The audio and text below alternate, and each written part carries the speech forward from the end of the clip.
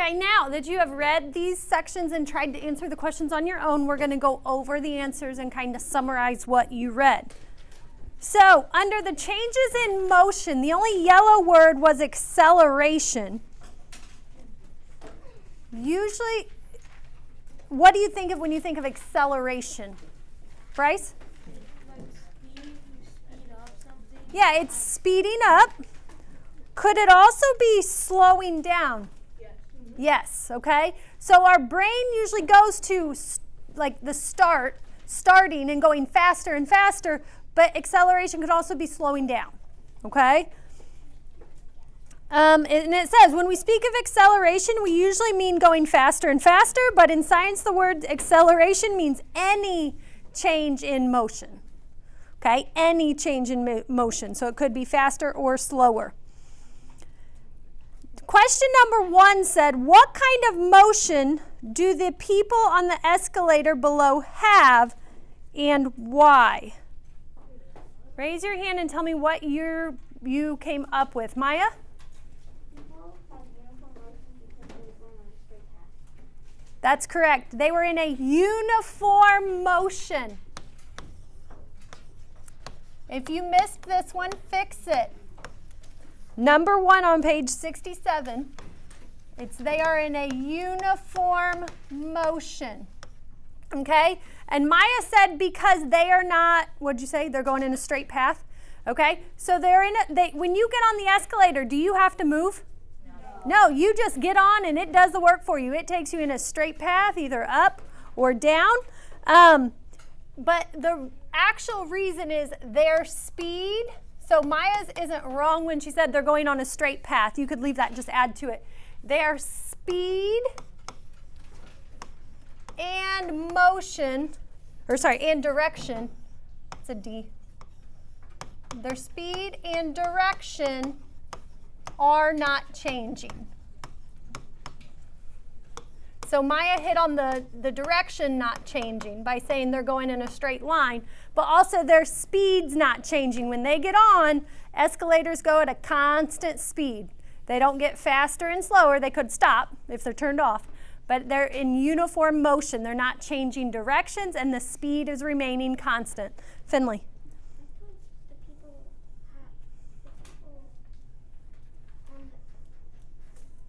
have uniform motion because some people get moved by the escalator. Okay, it's not because of where they get on. It's because once they get on, they're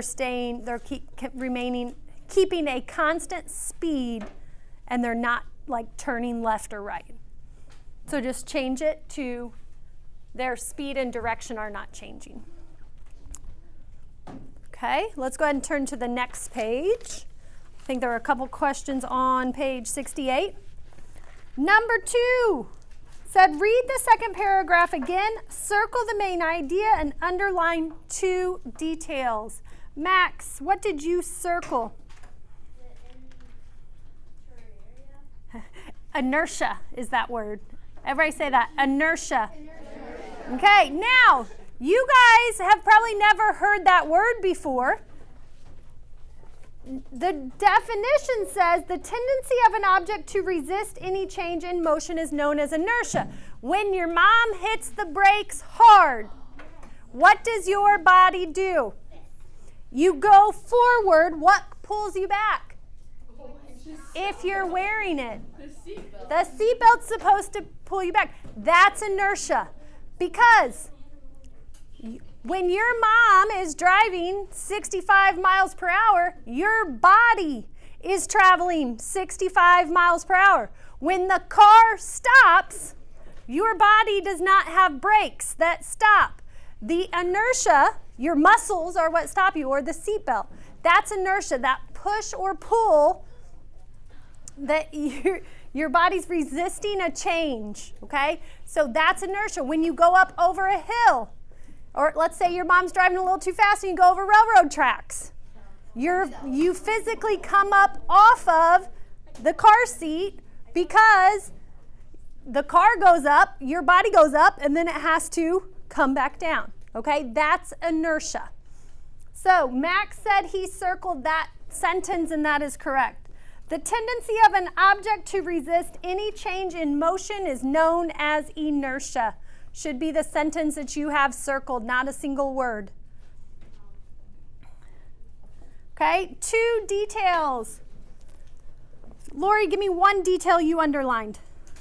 Objects with a lot of mass have more inertia than objects with less mass. Okay, objects with a lot of mass have more inertia than objects with less mass, meaning the heavier it is, it has more weight pushing it. Okay, so grown person would probably go forward more than a child because they have more weight pushing them forward when those brakes are hit. Kendall? Inertia is also what makes your body rise up from your seat when the car goes up and over a steep hill. Okay, yeah, the hill example's in there. So inertia is also what makes your body rise up from your seat when the car goes up and over a steep hill. That's a detail. You could have also put, it's what pushes you against the side of a car when the car turns. When your mom turns, you know how your body just consciously or unconsciously, which means you don't mean to do it, you just kind of lean with it. That's inertia, pulling or pushing you. Number 3. Why do standing passengers fall forward when a bus stops, Finley?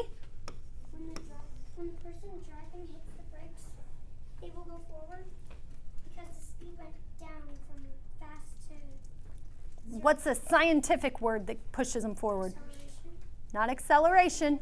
Kendall? Harper? Inertia. Okay? So let's say something about that. I'm going to write up one thing and then we'll talk about if yours is close. Passengers have inertia.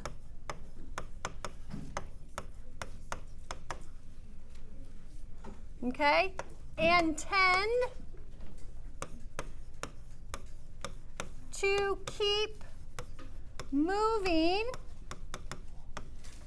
forward when the bus stops.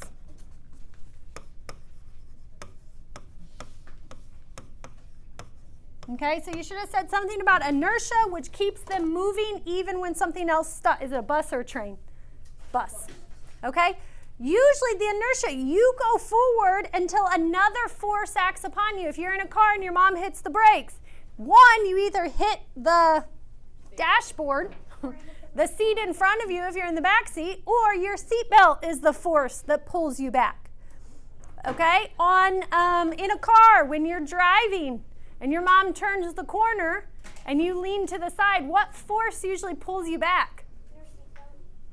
Not really the seatbelt. Either she straightens back up and it straightens you back up, or your core strength, your muscles are the force acting against it. You have to physically lift yourself back up. Number 4. Why is fuel needed to change the speed or direction of a probe in space? Did it say anything about a probe in the text? Yeah. Okay. Okay, did anybody come up with anything for that one? Why is fuel needed to change the speed or direction of a probe in space? Harper, what do you think? There is no friction to slow down, so to change speed or direction it will need fuel. Okay. Dane? That's what I have. Okay, were you guys working together?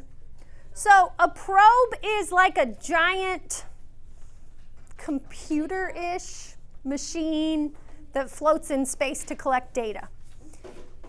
What is fuel used for? Maya? It provides energy, for movement, to put something in motion. Without, let's just compare it to like a calculator.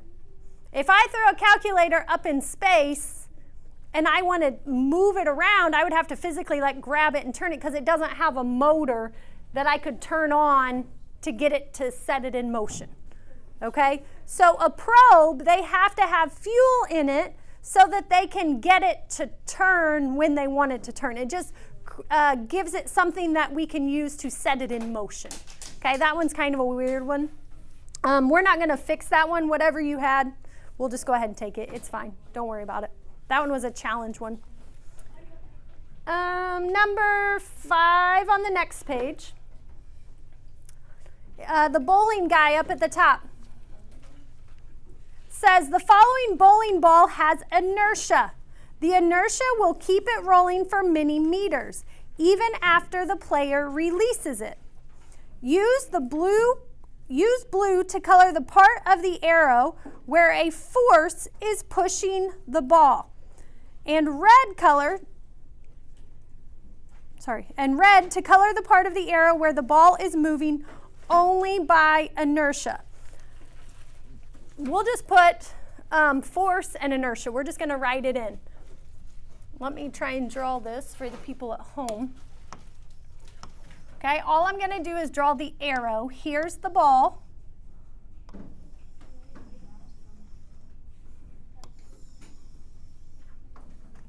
Okay, there's going down the lane. Mine looks a little bit different, but it's close enough.